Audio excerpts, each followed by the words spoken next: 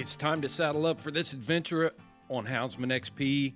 Cleave Dwire has a good mule picked out for you, so you're going to want to grab your boots and your spurs and climb on board as we travel into the high deserts of Nevada to chase some mountain lions on dry ground. You can wear that cowboy hat if you want to, but I'll tell you right now that a cowboy can spot a tin horn a mile away. And make sure you put the buckles for those spurs on the outside of your boots. We are going to tap into Cleave Dwire and his family's experience with dry ground lion hunting. They've been doing this stuff for 20 years, folks. So they've got some knowledge to share. And the cool thing is they are willing to share it. And Cleave is going to lay out some things on his personal observations with everything from what types of hounds they use to mountain lion behavior. If you're thinking about getting into lion hunting, then you're going to want to listen to this one, I'm telling you. And if you're an experienced lion hunter, then you're going to be able to pick up some stuff and see how somebody else does it and maybe does things a little bit different. Or maybe they do them the same and you get justification or validation for what you're doing. So this is going to be a great episode. It's one of those episodes that as soon as we were done recording, I knew I had to get this thing put together and get it out there as soon as possible.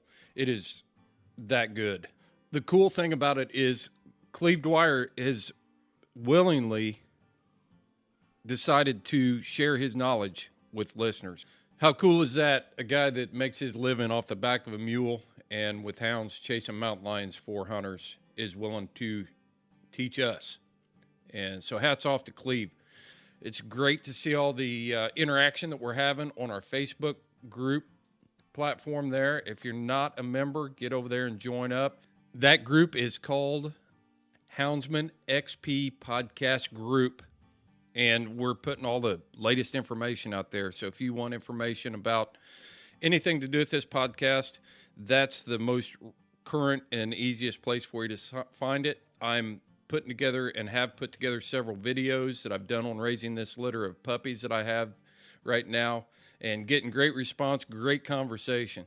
And some of the most accomplished houndsmen that are alive today are commenting in that group. So it's a great place for anybody of any experience level to pick up information and make contact with some of the elite houndsmen in our community. So don't pass that up. We've got these mules saddled up. We got one standing over there waiting for you. Cleave tells me he's just a little bit bronky, but you want to be a real cowboy. It's time to see what you got. Get those doors open on that Old South dog box. It's time to dump the box. Oh, man, that's great. Yeah. I got you. Yeah. Let's continue. Okay. Yeah, that's crazy. Yeah, it's kind of like an emoji, but on your live stream. Yeah. Yeah, you can do all kinds of stuff with it. Yeah. Yeah. Yep, I can get groovy and cool with it. But I'm going to start it right here with the mountain lion face on the Zoom call, just so we can get in the spirit of this thing, Cleve. I got the buckskin too. Yeah. Cheers. You got one? Right there. Yeah. Oh, there you go. Yeah, we're like having a virtual beer together on Zoom here. Pretty cool. Yeah, they are delicious. They almost like Lucky Charms, magically delicious. Yes. Very much so. So Cleve, we'll get right into what we're going to talk about, but here eventually, I guess maybe we ought to do a little bit of introduction. But so you'd reached out to me and sent me some notes about dry ground mountain lion hunting, and as I looked through them, I was like, wow, there's a lot of good stuff in here. And before we get into some of those topics that you want to talk about, I'm just going to kind of let you run with it and just add where I can, because I don't know anything about dry ground lion hunting and have enough information about lion hunting to be dangerous. So I think it's cool, and I've got some cool gear that makes me look good when I'm on the mountain chasing lions, but that's about it. I gotcha. Yeah. Well, everybody has to start somewhere. Yeah. That's right. That's Yeah. right. Yeah. So tell us where you're at, where you just give us an introduction, Cleve. You've been on the podcast before, but refresh everybody's memory. Yeah. We operate a mountain lion guide service in Nevada. My brother, myself, and my wife, and we typically hunt we guide clients from October through May, and then the rest of the year we hunt mountain lions in the summer, but we typically don't take many clients then. Occasionally we'll have somebody that wants to go then, but most of them are from October through May, and we hunt dry ground and snow both. We use horses, mules, snow machines, side by sides, whatever it takes to find a lion, get one caught. So Yeah. And so, how long have you been lion hunting? 21 years. That's pretty. You've got a little bit of experience then. Yeah. I've been around a little bit. You've seen a thing or two. Yeah. I've got a handful. Yeah. So what type of hounds you running? We typically run a crossbred strain out of Arizona. They're bred for dry ground lion hunting. So they're not as leggy as your typical hound. They're shorter and stockier, so they slow down a little more. They don't overrun tracks as much, but they're also colder nosed. They don't. I wouldn't say you'd say they drift a track or anything. They're more of a nose to the dirt type of dog. And then here in recent years we've crossed some beagle into them to keep the size down. We don't like a big dog, mainly because they take a lot of water when you're hunting hot weather, and the big dogs just kind of break down after a while. Them smaller beagle crosses, you can get 12 or 14 years out of them, versus a big dog that's say 60 pounds. You're going to get about 9 or 10 before he starts breaking down. It's going to be harder on him. So you're running some of your hounds up to 12 years old? Yeah. I got one out here. She still catches lines. She'll be 12 here pretty soon. And I got another one. He's 12 and a half, and yeah, he still gets it done. They're most time when track gets warmed up, they're the caboose. They get left in the dust. But as all young guys know, old guys know what they're doing. So the old dogs typically, they can sort something out. The young ones sometimes can't. Yeah. So what do you attribute that to the most? That longevity of these hounds? I'd say a lot of it's their size. Smaller dogs, you're going to get more out of him, and the smaller dog's he's going to hold up a lot more. You're going to be able to hunt him on average, not all the time, but you're going to hunt him. You'll be able to hunt him more days a week than you can a big dog. You think that's skeletal structure, or do you think that's genetic makeup, or what do you think that is? Or is it a combination of both? In my opinion, it's a combination of both. There's a lot to be said for conformation. I like a dog with good straight legs, and I don't want too many of them with their feet pointing out too far. I like them to be straight and cat-footed. And I kind of lean towards dogs that don't have a whole lot of pink on their feet. And on that point, it's not so much always the dry ground. That crust of snow will really tear that dog's feet up that have pink feet, pink pigmentation. That's hard on them. Yeah. I had a guy that was going to sell me a pup one time, and she had a pink nose and she had pink feet when she was a puppy. And when I told him, I was like, man, I don't think I want a dog with pink nose and pink feet. And he couldn't believe it. I mean, she's a beautiful pup. She's marked well. Her conformation was good, but she was, her nose did turn black, but it was kind of that pinkish brown. And then her feet still stayed white. Her toenails were white. And the one thing that I noticed is the toenails were always soft, and you very rarely had to trim her toenails, even here. And we've got a lot of clay ground and stuff. And we don't have near the abrasion and stuff that you've got in your country, with your crushed rock and your limestone and, sandstone. And I mean, the whole place is a rock. So she would have been useless for you, I think. But her feet held up fine here for, coon hunting, squirrel hunting, stuff like that. Never had an issue. But that's one thing I did notice. When you get a good dog with good hard black toenails, you can't trim them enough. You can't. It doesn't seem like you can keep them trimmed back. Yeah, yeah, you're right. It's like they grow faster and you can trim them. If you're not hunting them for a month or so, you really notice the difference. Yeah, and I can hunt. I can hunt a dog even with black toenails here in this country, and still have to and hunt them hard and still have to trim toenails just because it's soft and it's muddy and not as much. But if you don't hunt them, then you really got to stay on top of them. But one thing I've noticed about hunting in Arizona and dry ground, even in Idaho, it's a little bit different country. Is you don't have to trim toenails as much if you're hunting. Yeah, yeah, they take care of that. Yeah, That's for sure. Yeah. So, where do you want to start on this thing? Do we need to set it up a little bit more? Do I need to put the mountain lion emoji or filter back on so we get in the right mood here? There we go. No, I'll be having a hard time keeping a straight face. You don't have to keep a straight face. You don't have to. It's better when you don't keep a straight face. Cleve. Yeah, I know. But that was. You can keep it there. It's kind of distracting me. I don't care. I'm gonna take it off. Gets me in the tiger mode. That's right. That's right. So where do we want to start? We could start with how to hunt dry ground mountain lions. I know there's a lot of questions on how to hunt dry ground. I get a fair amount of novice hunters that call me that I know, through mutual friends and whatnot, and they ask, how do I do that? How do I get my dogs to do that?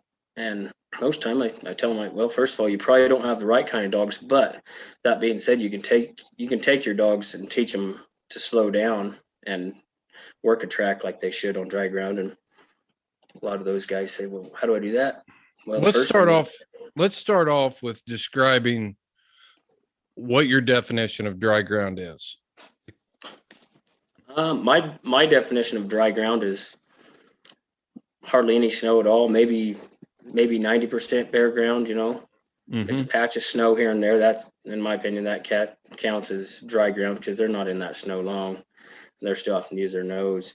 But my definition of dry ground is also, no snow and pretty dry dirt. Out here in Nevada, we got really dry conditions. It's the driest region in North America, so it's tough. So yeah, I think a lot of kind of dog. Right. I think a lot of people overlook that fact. I mean, you could have snow in 100 foot elevation change, go from desert to snow in a couple hundred feet, but Nevada is dry. Yeah, especially this year. Yeah.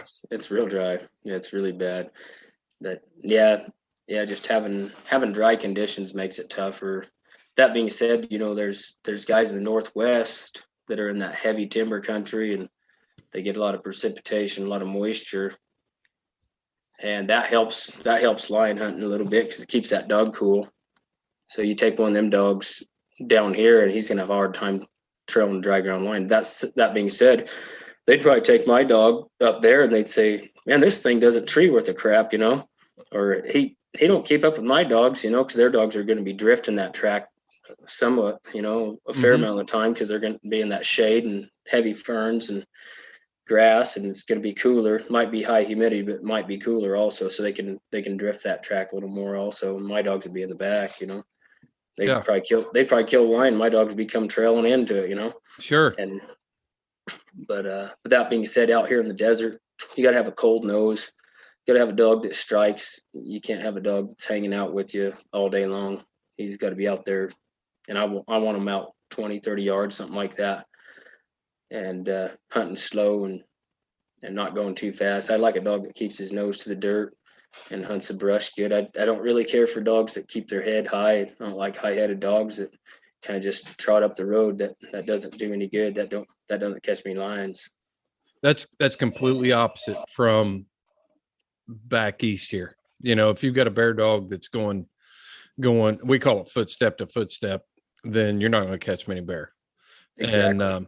And we want dogs that get their head up off the ground and can flat move out because, like you alluded to, we've got a lot different terrain. We had half an inch of rain today, You walk out on the edge of my yard right here. I live in a big wooded area. I mean, the brush is thick and it's the undergrowth is thick, but it looks like a daggone rainforest, you know? So that country, that type of terrain holds a lot more scent. So I want a dog and it elevates on that vegetation. So I want a dog that picks his head up and moves out. Exactly. Yeah. Otherwise, you don't get much accomplished. Right. Yeah. Yeah. So we were going down a path there, and we're going to start talking about, you were talking about some different things that you're looking for in dry ground dogs, and you need a dog that's got its head down.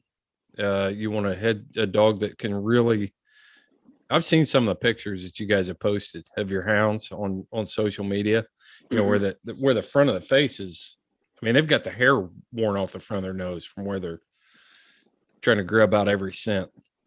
Yeah. They'll wear the hide right off their lips down to where it looks like somebody put lipstick on them, you know? And, yeah, they wear it all the way down. That's what I like. And if I don't have a dog that does that, I have a hard time keeping him. That being said, sometimes you'll get a dog that's a little bit warmer nosed out of the same litter. The rest of them are cold nosed, and that little bit warmer nosed dog, he'll be the one that he'll be what we call a free up dog. He'll free up once that track gets warmed up, or as say Shorty Gorm kind of refers to him as like a swing dog. Yeah. Or kind of like the same kind of thing. They'll free up when that track gets warmed up, and they're most time they're the one that bites that line on the ass, you know, makes him climb a tree or catches him, and then not too far behind him, the other dogs are there. So yeah, but that's always nice to have a couple dogs like that, and we always do have a couple like that. But they also need to be able to grub out and trail a tough dry ground track too. But yeah, you got your anchor dogs, as we call them. They keep the track. They don't really lose it. And then you got a couple that don't trail quite as intense as they do, and those are your free up dogs. Mm-hmm. So you mentioned slowing dogs down. You know, somebody like me that comes to Nevada that wants to lion hunt. I'm sure that it's going to be a really difficult challenge for me to do that. Unless I'm going to spend a couple months there. It's not even realistic for me to expect that I am going to do that, really. But if you've got somebody that has dogs that are moving out too fast, how do you recommend they slow them down? Typically, I tell my dogs, say, hey, slow down. You know, I tell them slow down, and a couple of them look back at you like, you serious? You tone them a little bit, and they'll come back. Pretty soon, they start catching your drift. They know that you don't want them to go too fast, because you get one dog that goes too fast, he's going to get a couple, 2 or 3 more that are going to do that. And then pretty soon you got a habit amongst all of them going too fast. I like them to be able to hunt, you know, 1 to 2 mile an hour. I know that sounds slow to a lot of guys, and they say, well, hell, you don't get much hunted. But that being said, you want to hunt those good spots really thorough. And if you go too fast, you're going to miss a lot of tracks. And you got to make sure they go slow. You had something that you recommended in your notes there about snow tracks and what tracks that a person can turn loose on to slow their dogs down. Yeah, on that point, you know, a lot of guys say, how do I get my dogs to hunt dry ground? And what I tell them is the first thing you need to do is out here out west and Utah, Nevada, you know, southern Wyoming, southern Idaho, Arizona, you need to get them to go slow, hunting and trailing. And to get them to learn how to slow down and cold trail a track, I recommend guys turn loose on tough tracks. Turn loose on tracks, snow tracks that you don't think you're going to catch. Say, I ain't going to catch that one. Turn loose on it. It might be 3 or 4 days old. And let's let them hammer away on it. And instead of going looking for a fresh one, and that's what most guys do these days. They go look for a fresh track, you know, because they want to catch a lion. But if you want to get your dogs kind of ready for dry ground hunting, let them cold trail. Let them bear down and grub a track out. And pretty soon you're going to start catching those tracks that you didn't think you'd catch. Oh, that thing's 3 days old, and that lion might not go quite as far as you think. And pretty soon you got him caught. You got him caught in 5 or 6 miles, and you thought, hell, he'd be out of the country, and you finally get him caught, and hell, he trailed up and caught a 3-day-old snow track, lion. And pretty soon them dogs are going to figure out how to slow down a cold trail. Another point on that snow hunting is you might have 60% snow and 40% bare ground. Turn loose on them snow tracks anyway and just hold back and just let them dogs trail. And if they can't figure it out, if they hit us out and they can't figure it out and nobody's getting a bark and nobody's trailing, maybe cross over to the next north facing hillside and help them out, get them on that one. Pretty soon they're going to start pushing through on them south facing slopes, and they're going to learn that cold trail. What's unique about the south facing slope up in your country? I don't think people back east here don't pay attention to that as much as you do in the west. Those south facing slopes bear off real quick, so you don't have any snow on those, but you'll have snow on the north facing slopes when that weather warms up in the middle of the winter, or first part of the winter. Them south facing slopes will bear off, so they're back to being almost 90% bare ground on the south facing slope, or 100% bare ground on the south facing slope, and the north still have snow. And you can kind of leapfrog and find that track on the north facing slope and get them through on it. And pretty soon, do that 1 or 2 times in the day, they're going to be able to push through on that south facing slope, and they're going to catch that lion for you. And then you're going to say, man, yeah, we achieved something today. We trailed through on some tough stuff. And the next time you take them dogs out, they're going to be a little bit better. And the next time a little bit better. But trailing a tough track like that's going to do way more good than just driving around looking for a smoking fresh night old lion track. That doesn't teach your dogs anything about cold trailing. It teaches them about running a hot track and treeing, but it doesn't teach them anything about cold trailing. I always think about guys like me that show up out there that want to be insta famous lion hunters. I want those smoking hot ones. I want those short ones. I want to pop them up like coons, Cleave. Yeah. No. Yeah. So how do you you're running clients and different things like that, and I think a lot of we have several listeners that are guides, professional guides or outfitters, that simply they've got a client in and they want to run those good tracks. Yeah. But do you hunt? How many days a year do you think you hunt just give us the whole year. How many days a year you think you hunt? I don't know, a couple hundred. Yeah. So yeah, somewhere in there. And you don't have a couple hundred clients, so you're out there working those dogs. What I'm getting at is you're working those dogs in the toughest conditions when you don't have that client with you, or unless the client you're in the last few days, it's like, hey, we got to try this, or you're going eating tag soup and going home empty handed. But so you're when you're training, you look for the tough stuff to run on. Yeah. Like when I have a client, I'll take easy tracks, I'll take easy conditions. I want to get that guy lion, get him out. So yeah, we hunt snow and dry ground both, but if I don't have a client in, no, I like to go find the tough stuff, because the easy stuff, it doesn't do you any good training. It doesn't, you expose dogs to lions, but it doesn't do you a whole lot of good. So if it's on days off, I'd rather go pound out a dirt track, and even if I don't catch it, it's no big deal. Do you have days when you just have pup days where you're going to look for those easy tracks to build their confidence, and where you just turning pups loose, maybe an older dog, just to keep them lined out or something? But you ever do anything like that? Yeah, occasionally, but not much. I don't have a whole lot of those days. I mean, if I do have time off, I go hunt something a little tougher. Mm-hmm. But that being said, sometimes I'll have a client with me, and if I know there's a tom in that area and we cut a female, I know I'm going to be in that area for the day. There's been times I dump out 2 or 3 pups and a couple old dogs, and out here it's really remote. So a lot of these mountain ranges, I don't have to worry about my dogs getting to a highway. Right. And if it's one of those areas, I'll kick out 2 or 3 pups and a couple old dogs, and come back and pick them up towards the end of the day if we don't find that tom. Most time you find them treat on that female and take pictures and let her go. But that's only if I know that I'm going to be on that same mountain range looking for that tom. But that I do that a fair amount. Sometimes I'll also turn loose on old part of the track, and I'll try to cut that line out, but I'll turn loose on an old part of the track just to have insurance on that track. So if I don't find him on the other end of the range, I got dogs on that part. But I only do that if I know that they're not going to end up on a highway or something. Sure. But I got a lot of dogs, and I always got a lot of dogs to train, so I want to dump them on as many tracks as I can if I can get away with it. How many head of dogs you feed? I got 14. Becky and I got 14, and my brother's got 14 or 15. So we got about 30 combined. Yeah. So yeah, I just thought that was interesting. And how many days in a row do you think you can run? How many dogs do you take with you, and how many days in a row do you expect them to perform?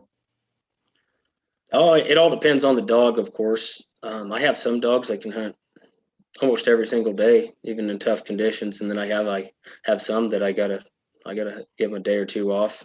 Mm-hmm. It all depends, and obviously the conditions. Crusted snow, if we got crusted snow or a lot of limestone shale that we're trailing through, I'm alternating dogs almost every other day. So I'll run 5 or 6 one day and 5 or 6 the other, and then I might have one dog that I can hunt 3 or 4 days in a row, and then I give him one day off, and he's back at it again. He's ready to rock and roll.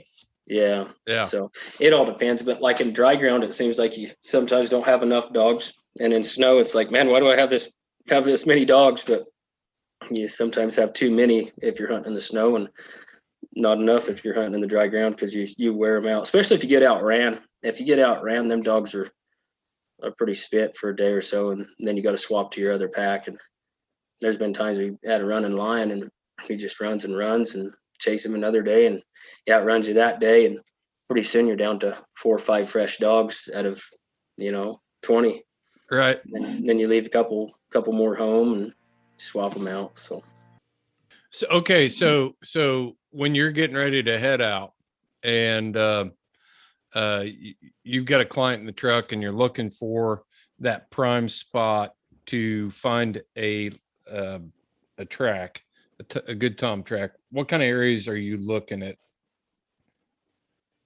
Where are you looking to improve your odds? I like to hunt places that are close to mule deer wintering grounds. Out here in Nevada and a lot of western states, mule deer will consolidate most time on the southwest facing slopes or south end of a mountain range. Sometimes on the north face if it's in low foothills. But we like to go to places where there's obviously mule deer or deep dark canyons.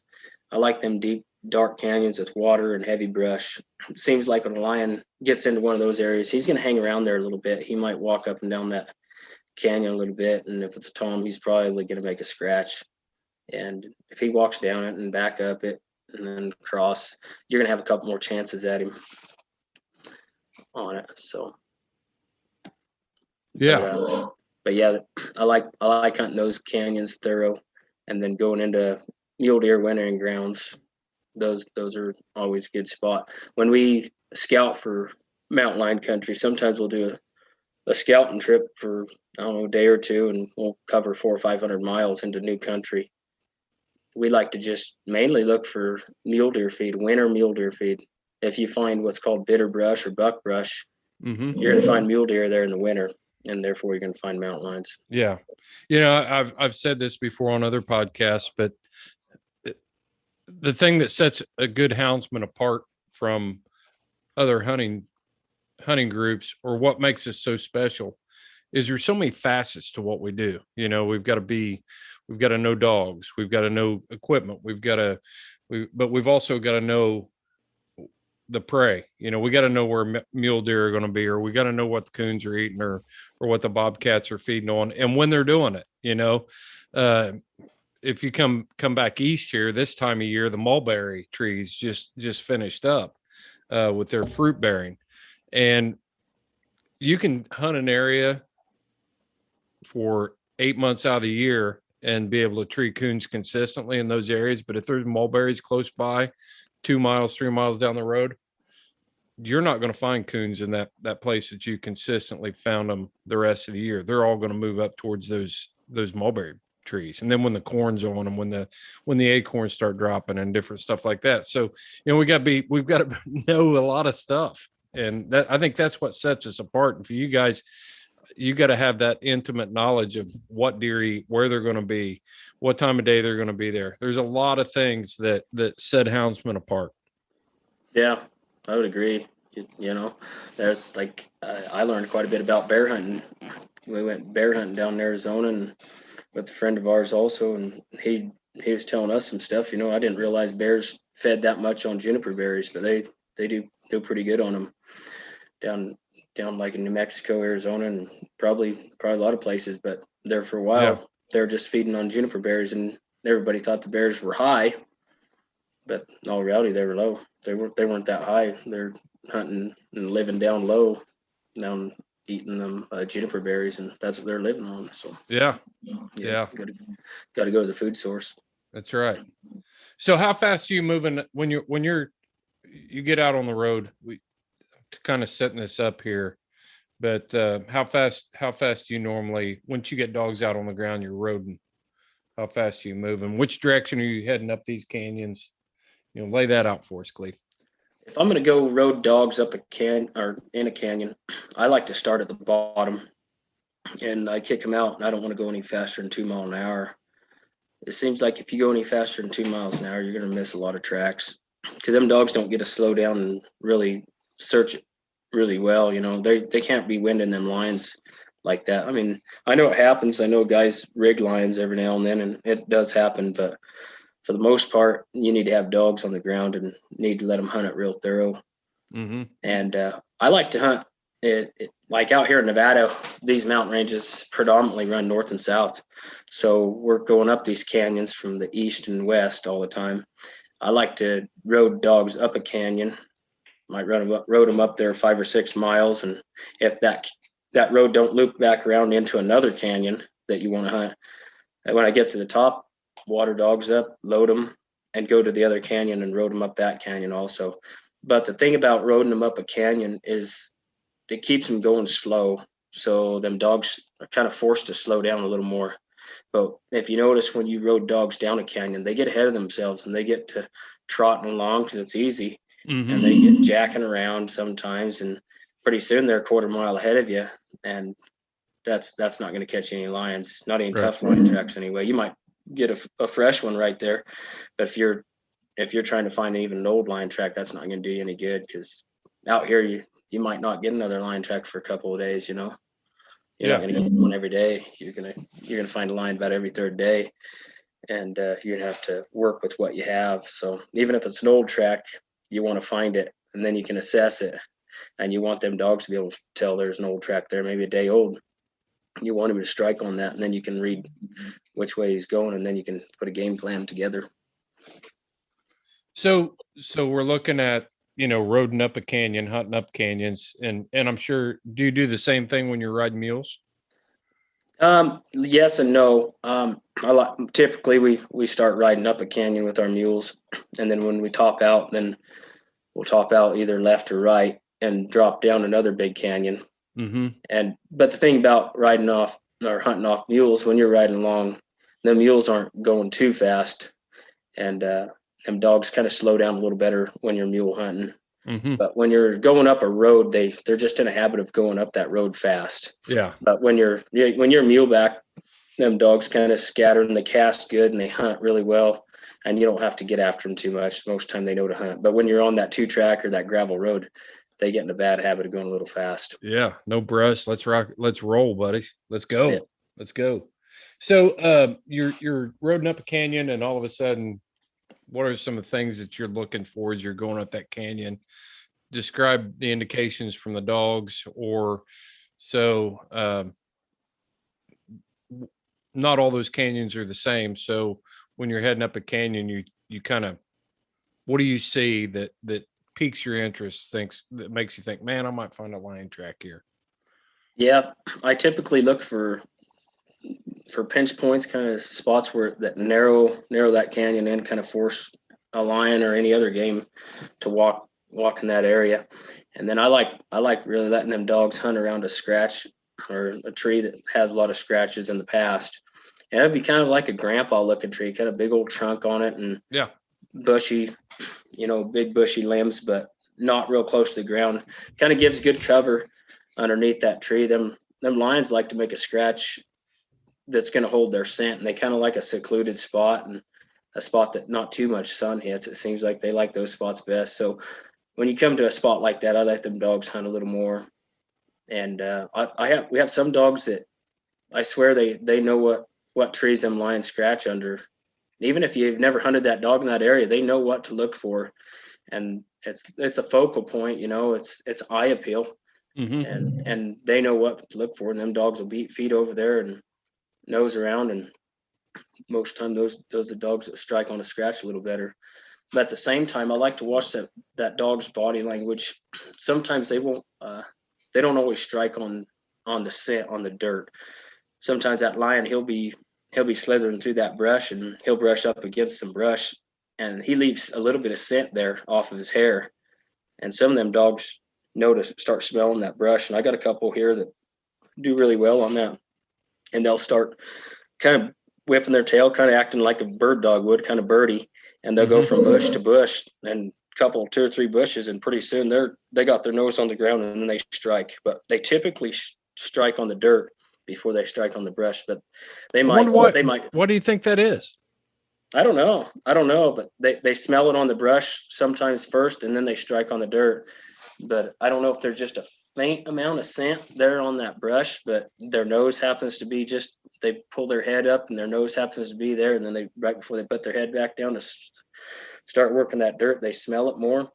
I don't know what it is, but it's typically about knee high to a person is when they smell that. And you just watch them. If they're doing that, just let them work it. Pretty soon somebody's going to strike on it. And then as soon as they strike, you're going to want to go over there and see before they get that track going too far, make sure they're going the right direction. So them backwards. As I just sit here and I think about that whole thing, scent, scurf, it can ride on the wind, and it can be deposited away from the actual where, the track. So maybe those dogs are looking at it sounds to me like the dogs have figured out that the difference between, just residual scent in an area and the actual track.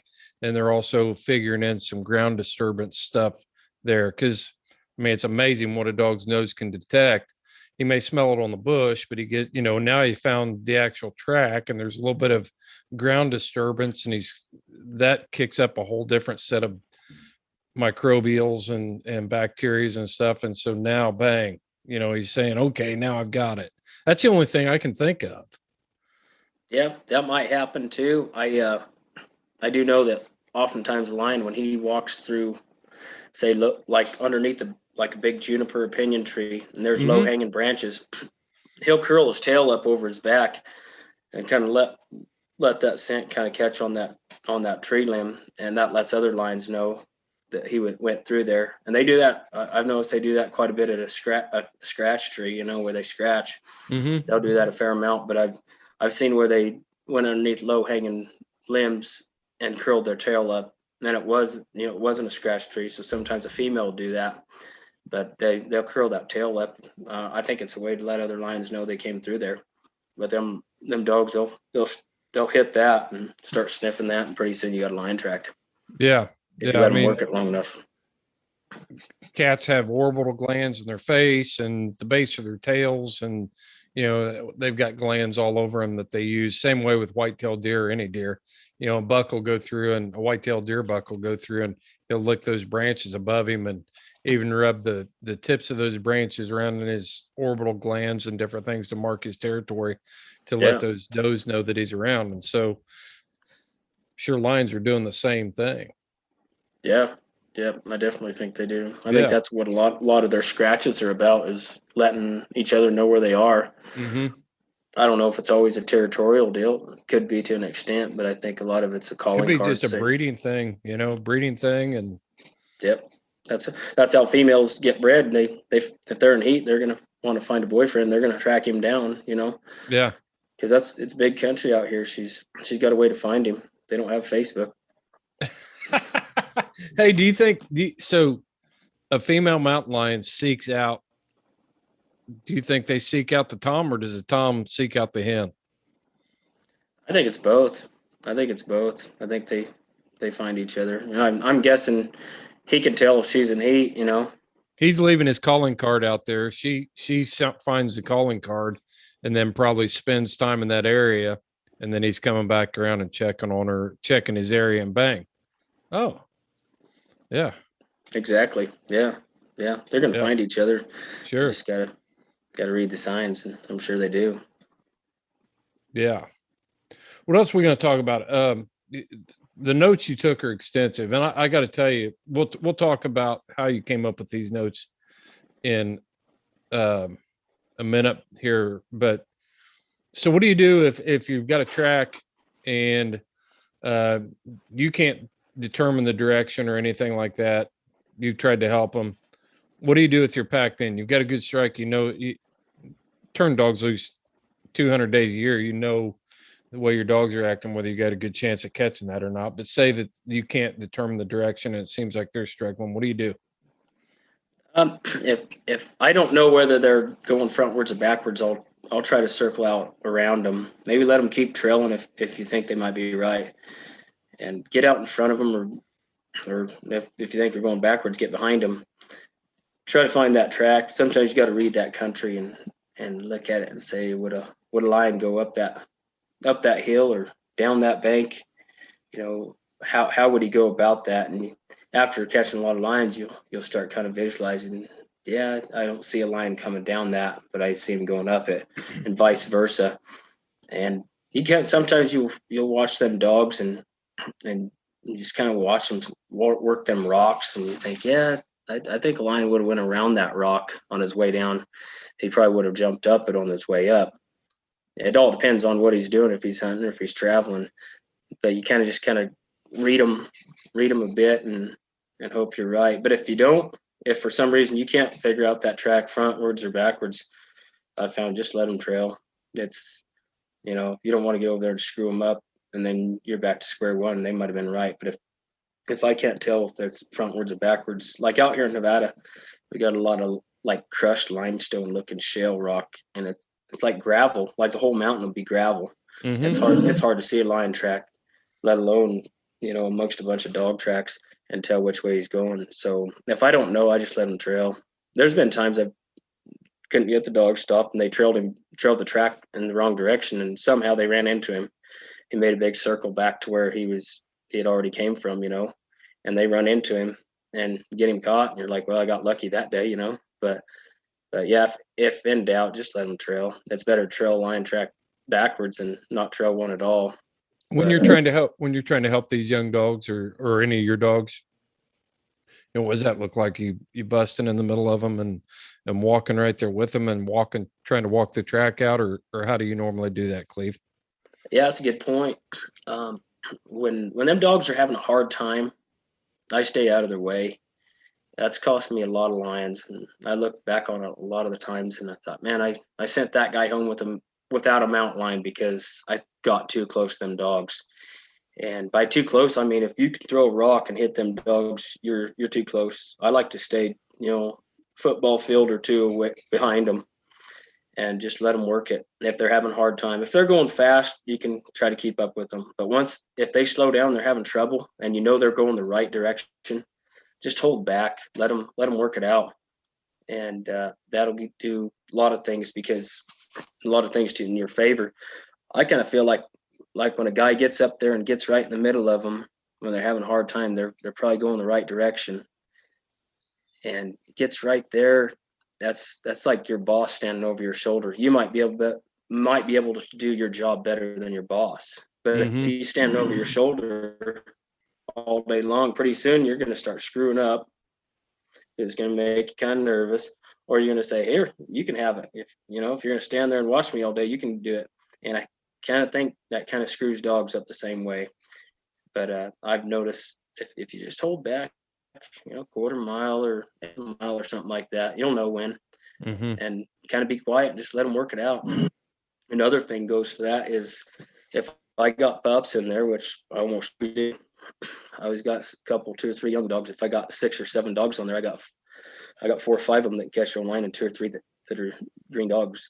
I don't like to talk and get too close either. And like if I got a client, I make sure that client stays quiet too, because one of my pups might be doing really good, and then he hears us talking, and he comes back to us because he wants to come back to me, and then it's sometimes hard to get him locked back in with them old dogs. So if they're going the right direction and they're just having a hard time, just let them trail. That's what it's all about. So yeah, and we had a question about came in about training a couple weeks. Well, yeah, it'll be a couple weeks when this comes out, but just came in the other day that I addressed on the last podcast. But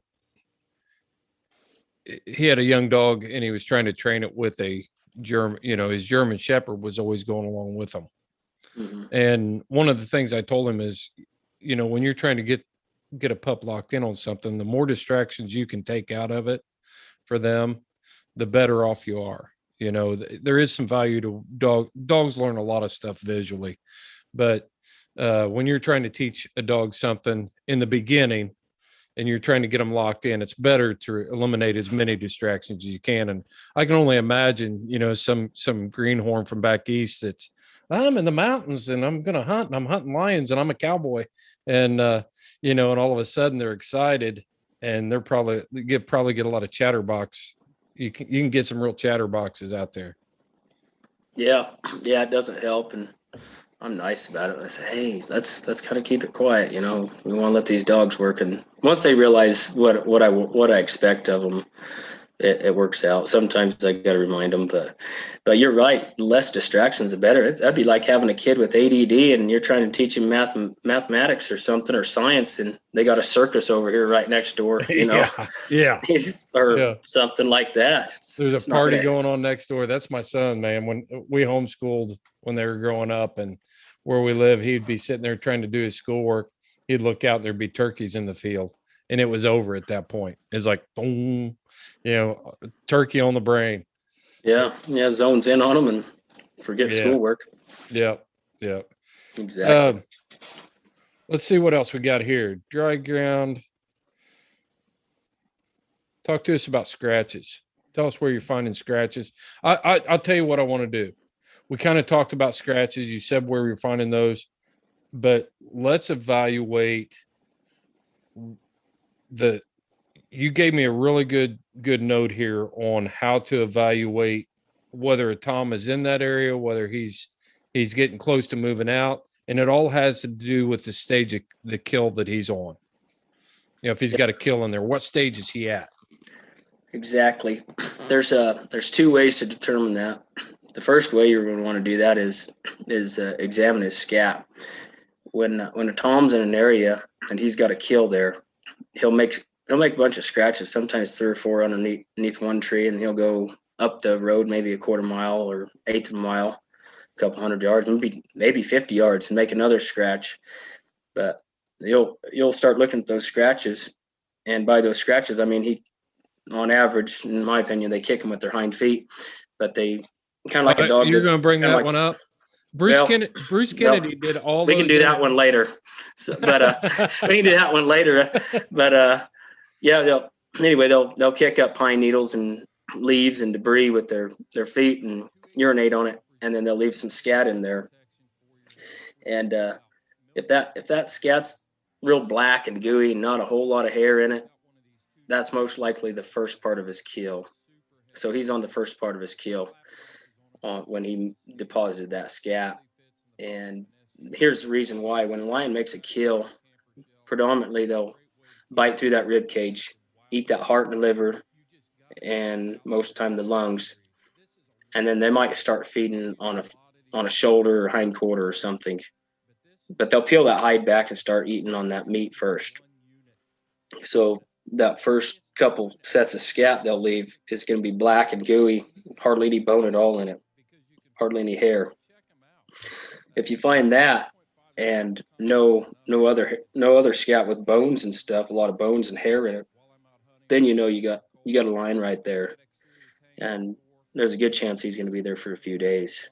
Mm-hmm. He might not be in that canyon at that time. He might go to the next canyon over because there might not be water in that canyon. He might go 3 or 4 canyons over, but he's going to come back there because most likely his kill's someplace close. But after he makes a kill, he fills up on meat, he's going to want to go to water. So if you do find that and you don't have snow on the ground, it's all bare ground, you're going to want to hunt up your first water source. But if you find that fresh black scat, there's a good chance you're going to catch him. Just keep after him, and he'll circle back and he'll be wandering around in there. Now, if you find some scat with a bunch of bones and a lot of hair and maybe some cartilage in there, he might be towards the last end of his kill, and you might only have a couple days before you get another chance at him before he leaves. And then you have to find him on another part of the mountain range. Yeah. So how many days can a lion usually get out of one kill? I mean, it depends on the size of the animal, but your average size deer. I think most time about 7 to 10 days. That all depends if coyotes come in there and clean it up, and birds. Coyotes, if them coyote, like 2 or 3 coyotes come in there, they can take quite a bit from him, Mm-hmm. and then that cuts him down to 4 or 5 days maybe. Yeah. But in the summertime, he's going to have to make more kills because that meat's going to spoil before he can finish it. And he's not going to want to eat that rancid meat. He'll go kill another deer before he'll eat that rancid meat when it gets real rancid. Yeah. If it's a little bit tainted, he'll be fine. But if it gets real green and rotten, he ain't going to eat that most time. So and a female will make more kills, especially if she's got kittens.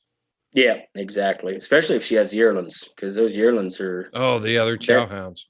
They're not. No, they're teenagers. Yeah. Hell, you know how teenagers eat. I don't, but I was one once. But yeah, if she's got yearlings, man, they're gonna mow through some deer or elk or whatever. Right. Yeah, and then there's 2 ways to tell the difference if you find an older kill. This is a pretty good way to find out or determine whether it's a tom or female. If them bones are crushed up really good and there's hardly anything left of those bones, and the hooves are eaten and the face is crushed on that mule deer, that's probably big tom. But if there's a lot of bones left and all the bones are picked clean, that was probably female, because she's not going to crush them bones like big old tom. An 80-pound female, 70-80-pound female, she's not going to have the same size of jaws and head as a 150-pound tom, 140-pound tom. He's going to crush them bones. We found where some of the big old toms have crushed the whole head after they ate the rest of the deer, and they'll crush the face, eat that cartilage. They love eating that cartilage in that nose. I don't know what it is, but they'll finish off that nose, and then they'll go ahead and eat the rest of that skull and crush that skull and eat them brains. And most of the time, the last of it is they'll eat the hooves. If they're pretty hungry and they know they don't have a whole lot of deer, maybe, I don't know, some of them clean them up really well, and there's hardly anything left but just a little bit of deer hair and that paunch, their stomach, that grass in that deer's stomach, and that's about it. I think some of them will go and make another kill and then come back to snack on that one and go try to make another kill, so they might have 2 kills total and go back and forth. But we found that a couple times, but not a whole lot. But most of the time they finish it up pretty well. Yeah. So when a lion's got a kill in a certain area, what types of things are you looking for on the tracks? You mentioned something about them using the same trail often, or between there and water. I can't remember exactly what you said, Cleve. Yeah, like if you got a female and she's in an area and she's using the same trail back and forth, say if you find her trail going back and forth from water quite a lot, there's a good chance she has kittens there. Mm-hmm. Okay, that's what it was. And we found that if she's got say she's got 2 or 3 sets of tracks on this trail and 2 or 3 sets of tracks on that one, and they're kind of all going back towards the same area, you might want to leave her alone because she's probably got little kittens. And them hounds catch up in them kittens. That could be bad for them kittens. So we try to leave them alone. I got you. Yeah. I got you. What else we need to cover? Lion hunting 101. You said something about, let me look through here real quick. You can try to explain why you think lions make scratches with their back feet while I'm doing this. Yeah. Over the years, we've studied them quite a bit. And I know that's a large controversy. Huge. Yeah, Bruce Kennedy talked about it in his interviews. Everyone. He asked every lion hunter, I think. And a good friend of ours, Wiley Carroll, he was a good family friend of ours. He talks about it in his book of the history of North American lion hunting, and that's the most brought up subject in there. He talked about a lot, to a lot of lion hunters, and he got several opinions, and most of them, it seems, were they're convinced that they made it with their hind feet, but there's a bunch of them that said, yeah, with their front feet. I think for the most part they make it with their hind feet. I've seen some big old scratches, and some just looked a little bit too wide to be with their hind feet, and I thought, yeah, that one could have been, with their front feet, and it makes me wonder. But on average, I think most of them are with their hind feet. If they kick that scratch out and make that scratch, they'll urinate on it. But I think for the most part it's with their hind feet. But that's such a huge controversy. It is. That's almost like politics or religion. People can get into that one pretty deep. Yeah. It's if I watch domestic dogs or cats or anything like that, they scratch. I've seen them make scratches with their hind feet. Yeah. A lot of domestic house cats make it with their front feet, if you notice. Well, yeah, like these cats we got around here, they'll get in the flower beds and do their business, and then cover it up with their front feet. But I've also seen them, like if they're spraying a bush or whatever, scratch out with their back feet and then spray the bush.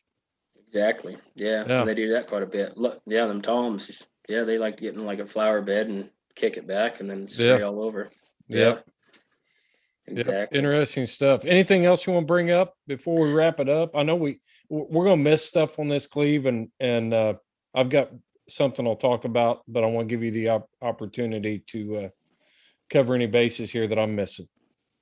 Yeah, I was gonna bring up the point that like them females, they'll sometimes when they get a kill, they got a kill someplace, they'll kind of mound up a bunch of pine needles and debris, and then they'll leave some scat in there.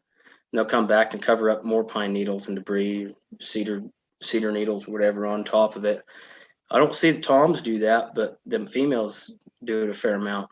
And most time that mound will be like, say 10 or 12 inches wide and 8 or 10 inches tall, 6 inches tall. And it seems like a female does that more. But another point is that I was wanting to bring up is when you're getting ready to, or when you're trailing line and dogs are trailing along and they're doing good, if you pay attention to that lion's stride, he'll sometimes start stepping short, as we call it. Mm-hmm. His stride will go from quite a ways, in between each track to he'll start kind of pussyfooting around and meandering around and taking his time, and he'll wander over to this side of the little hill and come back. And it seems like that's when they're getting ready to lay up. And if you see, that's when they start doing that, pretty soon you're going to jump a lion. And start looking at that country.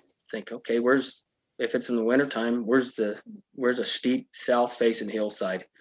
Seems like they like to lay up on a steep south facing hillside, sometimes underneath a rock rim, sometimes just on something that's really steep, 70-degree grade, 60-degree grade. And then they'll wander around on that hillside, and then they go high. And when they lay up, they want to be able to look down and feel secure, like they can look down on things coming towards them. And so if your dogs are getting ready to, if your dogs are trailing along and they're going back and forth and it looks like a place a lion would lay up, get ready for your dogs to jump that line, because it's probably going to happen. And it's been my belief that, and a lot of other drag ground lion hunters, guys that are, older guys that have hunted lions for 50 years, they believe that them lions can shut their scent down, and I believe they can. And it's been in our experience that sometimes them lions will pull their scent right before they lay up. Sometimes they don't want another lion to find them, or another predator, and a hound for that matter, anything. So they'll pull that scent and then they'll go lay up. And most time that's about when they kind of start meandering around left and right. And it's kind of like somebody trying to figure out where they want to sit, at a restaurant or something. Sometimes they go back and forth. You're hoping I'll give you a pass on that, aren't you? I don't know. Yeah, you can if you want, but it seems like once they start having trouble with that track, and it's like somebody flipped a switch and that there's no more scent. Sometimes that's the calm before the storm. Just let them trail, let them work it out. Pretty soon you're gonna have a lion jumped. I'm gonna come at That's gonna this break loose. totally. I'm gonna come at this totally from the scientific side, because I don't have a prayer of even discussing this with you from the experienced lion hunter side. I don't know of any biological way that an animal can shut their scent off. Scent is being exhaled through the nose. It's being left behind, deposited in scat and urine. It's dead skin cells coming off, dead hair follicles. I don't know with a predator response, if they have the ability to maybe shut down some glands, which you're taking that out of the picture. And now the scent picture has changed at that point. So now that the dog's trying to redetermine what's going on there. But I mean, just the basic theories of scent that I know, there's a lot of stuff going on there. The only thing I can think of, Cleve, is that animal has the ability to a chemical change or whatever it is. There's tons of stuff we don't know. We can only speculate, and that's what this is all about. We're speculating on what's going on. Yeah. That now, because when a dog has a scent picture locked in their mind and they're running that scent for a quarter mile, a mile, 2 miles, I mean, they're dialed in. That's when they can really start gaining ground and picking that up. But if a lion's getting ready to make a kill, does something physiologically change in his body that causes a chemical alteration? And so now you've had this dog that's been locked in on this one scent picture for 1 or 2 miles, and bang, all of a sudden it changed. And now the dog's got to reset. And in like military stuff, it's called an OODA loop: observe, orient, decide, and act. And we all go through that process. Your dog goes through that process. So he's been locked in, but he gets to that point and all of a sudden his OODA loop changes. He's got to reset it, and figure that all out again. I wonder if that's what we're actually seeing right there. I don't know. All I know is it can be tough to trail them right before they lay up. Yeah. And then sometimes when they jump, I've seen where they've held their scent there. But there's another good point there. When a lion does jump, and good lion hunter in Arizona, he's probably the best dry ground lion hunter right now alive. I don't know, one of the better ones. His name's Steve Smith. And he's telling my brother and I this. He said, when a lion jumps out of a tree, if you notice, when he's running, his mouth is closed. It's not open. So he's not leaving a whole lot of scent when he does jump out of a tree and run from you, or if he gets up from his bed and he takes off running. So that can be hard to trail too. Mm-hmm.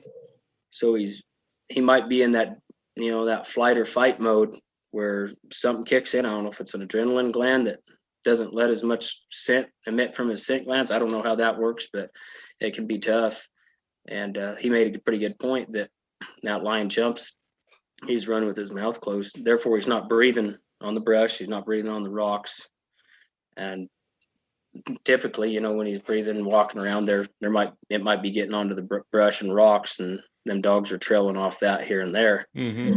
But it makes sense how it would be more difficult.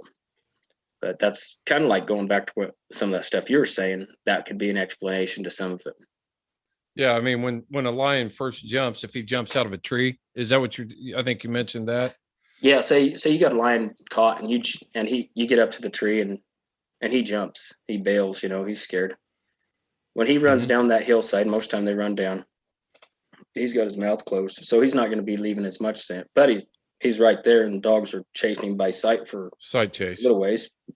But he gets out of sight, them dogs got to go back to trailing, and most of the time they catch him, But it's going to be a little bit tougher at times because he's not breathing on them rocks. You don't have his hot breath coming out. That's not going to help you any. That's going to make it tougher. But when he's walking around, just moseying around, he's got his mouth hung open and he is breathing. And I think maybe sometimes that's what them dogs are smelling on that brush when they and they start smelling a little bit here and there, that line. Okay, that so line might, I'm gonna weigh in here a little bit and just kind of give you my take on it. So as an animal walks through its environment, if it's walking slowly, that scent is deposited behind them. You don't, if I'm walking across my yard and if I run across my yard, I'm going to gain a lot of distance and the scent's going to be behind me. But if I'm just out there looking at the garden and going over and checking the berry bushes, I'm going to saturate that area with my scent. And I'm going to be closer by when that scent finally is deposited. A dog's, and it sounds like your dogs especially, they drop that nose all the way to the ground. That scent's still got to settle on the ground before that scent's going to be detectable to the dog's nose. So when a lion jumps or a coon jumps, I've seen it with coons, I've seen it with deer, trash races. A deer bolts out of the brush, you got two hounds behind them, and then they get off into the brush and all of a sudden they're having trouble. The deer's gaining on them, they're having trouble figuring it out, and they slow way down, or maybe they lose the track for a little bit and they have to it's because the scent has not settled to the ground, because the hair is still shedding. Your body still sheds skin cells at the rate of about 50 million per minute. And I don't know if it's different for a lion or not, but that's what the human rate is. And it takes a while for that to settle into an area and become saturated. So I'm not trying to be argumentative with you at all about it, Cleve. I'm just kind of putting together some of the things that I've learned through the professional side of tracking dogs and stuff like that. And that's kind of why we do that, have conversations like this, so that we can try to connect the dots, take your experience with knowledge, put them together, and then we can start sorting it out from there. You know what I mean? Oh yeah. With data, not knowledge, data, because you've got tons of knowledge, but data. And we've all been, I won't even go there, but we all have got different opinions about the validity of science these days. But I think there's some things that we can get sorted out. Maybe it's better to just leave it alone. Yeah, that works too. Yeah. Just whatever's unexplainable, just kind of go with what you know, and just keep that in mind, I guess. Yeah. And if you believe it, go for it. If not, but don't you think it'd make a person a better trainer, though, if they had if they had some of that data that they see their dogs do something and then they think, okay, well, this happened. And I don't know. That's the way my brain works anyway. Cleve. Yeah. I always like to look at it like, why didn't we catch that lion? Mm-hmm. Some guys say, well, we didn't catch the lion. Why? Right.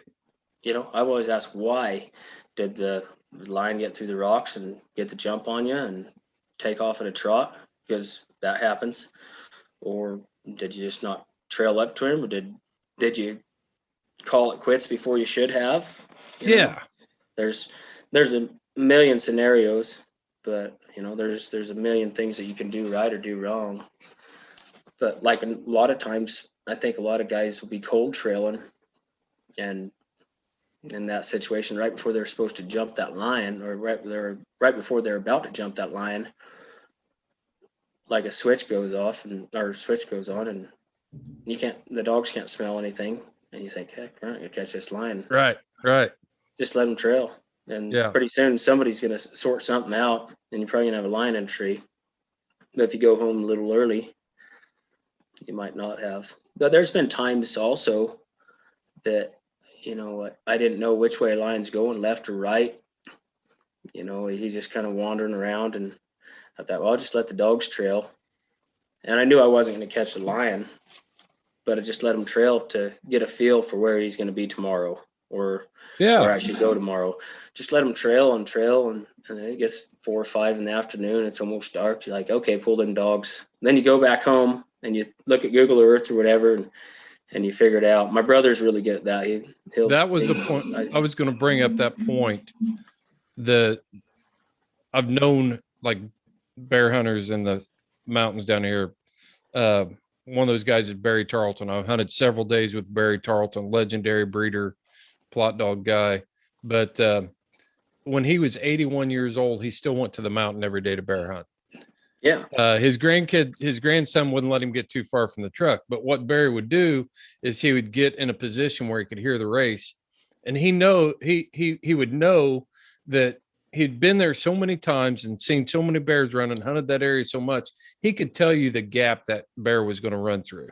And if you listened to him and you got up there in front, then you could pack in on it. But if you didn't listen to him and you were might as well just eat lunch because you're out, and that's what you guys do too. Is how important is it for you to be able to know lion behavior? To me, it's all like baking a cake. If you get too much salt, or if you get too much sugar, or if you don't get enough of one ingredient or too much of another, it's a complex issue. And you guys are putting some pieces together out there. Yeah, we try. We try to take a bunch of notes. My brother takes a lot more notes than I do. He's got a whole journal, as you and I were talking earlier a while back. He's got a whole journal on it, and he writes all that down. But he's a little better at it than I am at kind of figuring out where a line's going to go. I think he can kind of tell where a line's going to go before that lion does, and he can tell whether he's going to go to the north end and line out and leave the country, or if he's going to circle back and hang around in there. And that, in my opinion, makes a good lion hunter. You can be a good dog man too, but if you understand lions and kind of get a feel for them, pretty soon you're going to start figuring them out real quick, and that can save you a lot of time and a lot of effort. But yeah, over the years, I'd like to think I've gotten better. If I didn't, then I better quit. Right. So, learning something all the time. You can do all the Google searches you want. You can stay in Holiday Inn Expresses all you want, but there's no replacement for experience. And is that what you tell people that call and ask you, is just get out there and get after it and learn? Yeah, just get out there and let them trail. You don't have to be with them the whole time. I mean, right behind them, just let them trail. If they're over on a hillside and they're just hammering away on a track, let them trail all day long. Mm-hmm. Sit there and listen to them. That's the fun part. Yeah. And unfortunately, I see a lot of people doing this a lot these days. Is they'll sit in their truck and they'll look on their GPS, but they don't sit out there, stand out their truck outside their truck and listen to their dogs. But especially if they got cell service, holy cow, then they're posting it on Instagram or something and got a lion track going. And I know dang well they're sitting in their truck watching their GPS and doing all that. And it's like, you need to be out there listening to them dogs, because that screen shows you a lot. That makes a world of difference, but it's not the real deal, they're sitting. Get out there and listen to them dogs and know by the dog's pitch of his voice whether he's getting ready to jump that lion or if he's having trouble. Or that's the fun part, in my opinion. Yeah, it's a lost. That stuff is lost to technology, and everybody dreams about being Ben Lilly or Wiley Carroll or Dale Lee or something like that. And we always romanticize about it. Can you imagine going back before telemetries and I mean, those guys were living it. They were on the frontier, and if they didn't know those dogs and they didn't know lions and they didn't know game, they weren't catching anything. No, exactly. Yeah, those guys, they camped out on the mountain and slept in their truck and woke up the next morning and went and at it. And it's these guys these days, they get to go home every night because they got GPS. They can track that dog down, and hell, they can tell whose property he's going to go on to, so they can look him up and call him and say, hey, can I go get my dog? Back in the day, they might not have a clue where that dog is.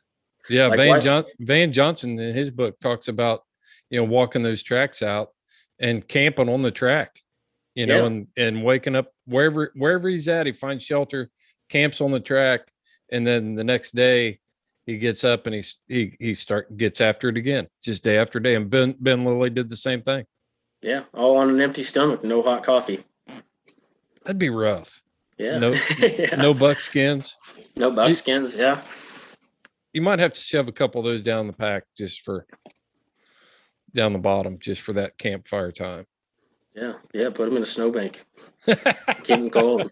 But like Wiley Carroll said, he said back in the day, they'd spend 2 days hunting dogs and 5 days, or 2 days hunting lions and 5 days hunting dogs.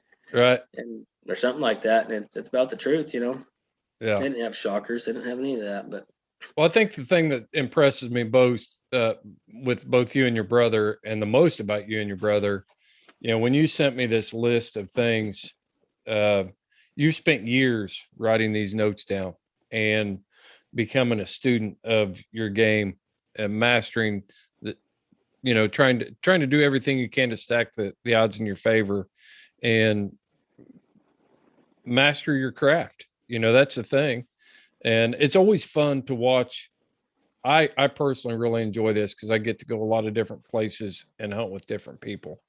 But when I'm with someone who is really good at what they do, they make it look effortless. You're standing there and you're watching them either with their hounds or sorting out tracks, or you're in an area and that person just turns around and says, "Hey, we might as well get out of here and ride to the top of that ridge right there, because he's going to come around those rocks. He's going through that cut.